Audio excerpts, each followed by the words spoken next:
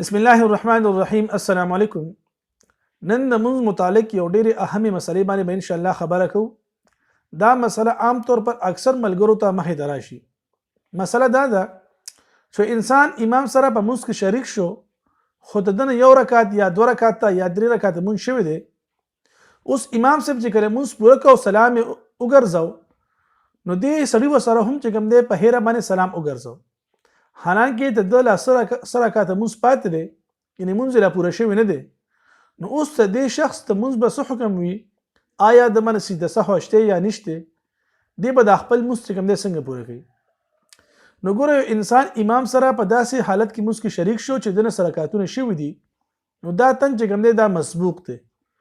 اوس کوم مسبوق امام سره سلام وګرځاو او دې مسبوق ته پته وي چې زما څه مونځ پاتې دی او د په قصدن سلام وګرځاو، نو دې سره د مونځ چې کوم دی مات شو، دی به خپل مونځ دوباره کوي.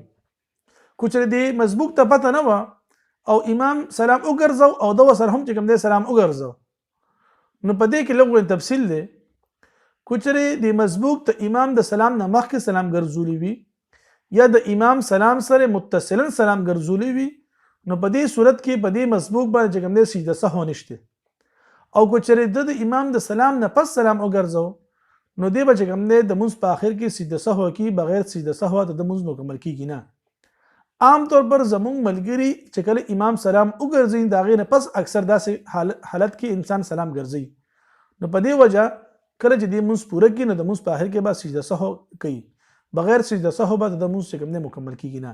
الله تعالی به دې مسلې باندې موږ د عمل کولو توفیق راکړي. مولاي صل وسلم دائما ابدا على حبيبك خير الخلق كلهم.